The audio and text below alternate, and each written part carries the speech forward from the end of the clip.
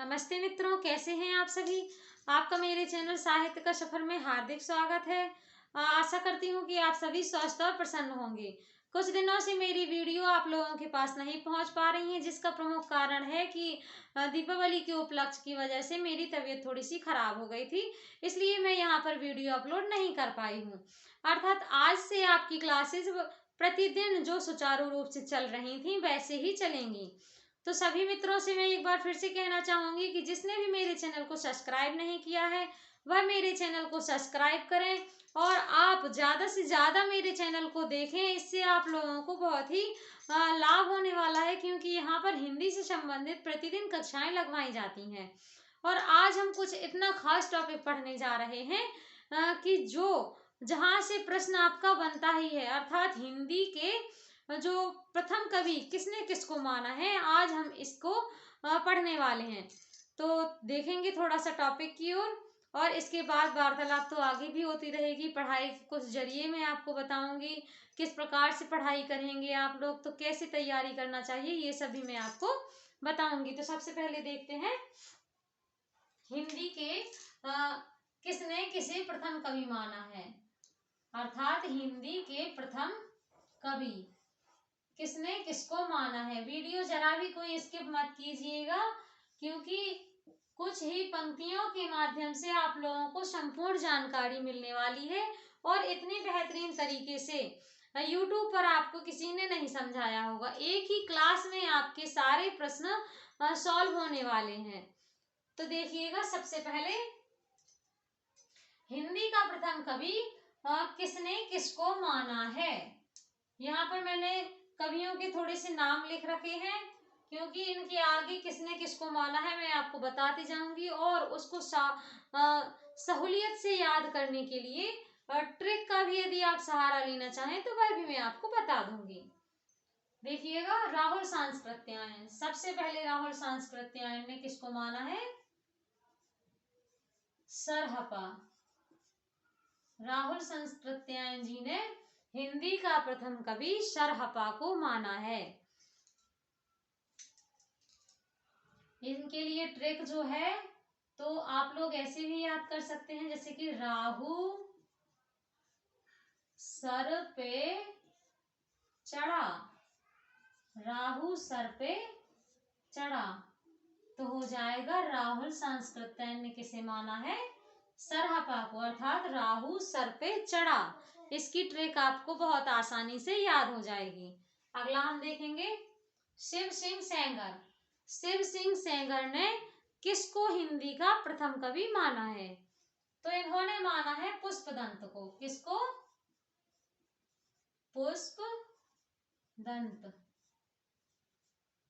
शिव सिंह सेंगर ने पुष्पदंत को हिंदी का प्रथम कवि माना है। इसके लिए ट्रिक हो जाएगी आपकी, शिव को पुष्प चढ़ाओ। क्या चढ़ाओ, पुष्प चढ़ाओ।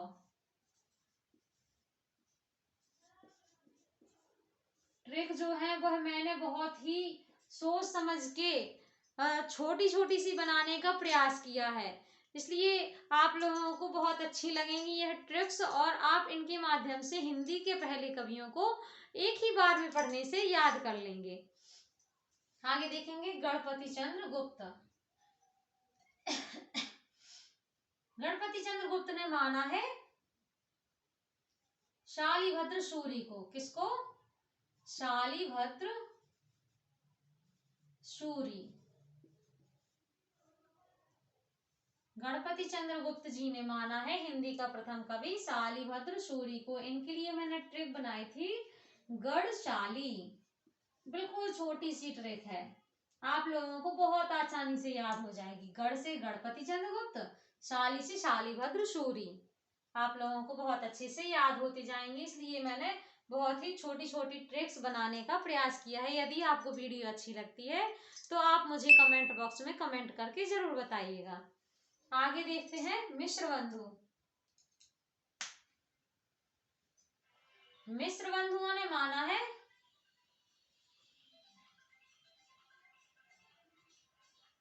किसको, चंद्रवरदाई को। चंद्रवरदाई। मिश्र बंधुओं ने माना है चंद्रवरदाई को हिंदी का पहला कवि, चंद्रवरदाई। इनके लिए ट्रिक्स मैंने बताई थी। मिश्र जी चंद मिनट ठहरो, मिश्र जी, मिश्र जी चंद मिनट ठहरो, मिनट ठहरो। इनकी ट्रिक्स थोड़ी सी बड़ी हो गई थी क्योंकि इन्होंने चंद्रवरदाई जी को माना है, तो उनके लिए हमें थोड़ा सा कुछ ना कुछ तो यहाँ पर जोड़ना ही पड़ेगा। अर्थात यहाँ पर हो जाएगा मिश्र जी ने माना है चंद्रवरदाई को, अर्थात मिश्र जी चंद मिनट ठहरो। आगे देखते हैं। हजारी प्रसाद द्विवेदी ने हिंदी का प्रथम कवि किसे माना है? इन्होंने माना है अब्दुल रहमान। किसको? अब्दुल रहमान। तो इनके लिए हो जाएगा हजार रहम करो, हजार रहम करो। अर्थात हजारी प्रसाद द्विवेदी ने अब्दुल रहमान को हिंदी का प्रथम कवि माना है। आप लोगों को बताना चाहूंगी मैं कि यहाँ पर हिंदी से संबंधित मेरी 2 क्लासेस यहाँ पर संचालित की जाती हैं। एक क्लासेस में आपको हिंदी से संबंधित ये कक्षाएं अध्यापन कार्य करवाया जा रहा है और दूसरी क्लासेस में आपको हिंदी की टेस्ट सीरीज यहाँ पर हल करवाई जाती है। टेस्ट सीरीज आपके लिए बहुत ही उपयोगी है क्योंकि जो भी कंपटीशन एग्जाम की तैयारी कर रहे हैं यदि आप, या फिर टीजीटी, पीजीटी, यूजीसी, नेट, किसी भी क्षेत्र में यदि आप हिंदी से कार्य कर रहे हैं तो आपके लिए यह टेस्ट जो मेरे द्वारा संचालित की जा रही है टेस्ट सीरीज, यह आपके लिए बहुत ही उपयोगी है। तो जो भी इस टेस्ट सीरीज को लगाना चाहे वह मेरे साथ मेरे चैनल को ज्वाइन कर सकते हैं। आगे देखेंगे हम बच्चन सिंह। बच्चन सिंह ने हिंदी का प्रथम कवि माना है विद्यापति को। किसको? विद्यापति। बच्चन सिंह ने हिंदी का प्रथम कवि विद्यापति जी को माना है। इनके लिए ट्रिक बताई गई थी, बच्चे को विद्या दो, बच्चे को विद्या दो। अर्थात बच्चन सिंह ने हिंदी का प्रथम कवि विद्यापति को माना है। आगे देखते हैं। रामकुमार वर्मा ने हिंदी का प्रथम कवि किसे स्वीकार किया है? अब हमको देखना है रामकुमार वर्मा जी ने किसको माना है। तो रामकुमार वर्मा ने माना है स्वयंभू को। किसको माना है हिंदी का पहला कवि? स्वयंभू। तो जब भी आ जाए कि स्वयंभू को हिंदी का प्रथम कवि मानने वाले कवि कौन है तो आपको कहना है ना, राम स्वयं भूमि पर बैठे। अर्थात रामचंद्र जो है रामकुमार वर्मा जो है इन्होंने माना है हिंदी का प्रथम कवि स्वयंभू को। राम स्वयं भूमि पर बैठे। आप सभी यदि चाहें तो आप लोग ये ट्रिक्स लिख सकते हैं क्योंकि ये ट्रिक्स आपके लिए बहुत ही उपयोगी हैं और आप यदि इनको लिख लेंगे तो आपके पास में एक कंप्लीटली नोट्स हो जाएगा जो आपको कभी भी यहाँ वहाँ भटकने की जरूरत नहीं पड़ेगी। जब भी आपको तैयारी करनी है, जिस टॉपिक को भी आपको देखना है, आप अपनी सेल्फ बनाए हुए नोट्स को उठाकर देख सकते हैं और आपको इससे बहुत ही मदद मिलेगी। आगे देखेंगे। चंद्रधर शर्मा गुलेरी, इन्होंने किसको हिंदी का प्रथम कवि माना है? इन्होंने माना है राजा मुंज को।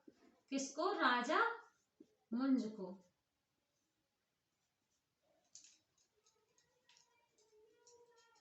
यदि प्रश्न आता है आपका कि सर्वमान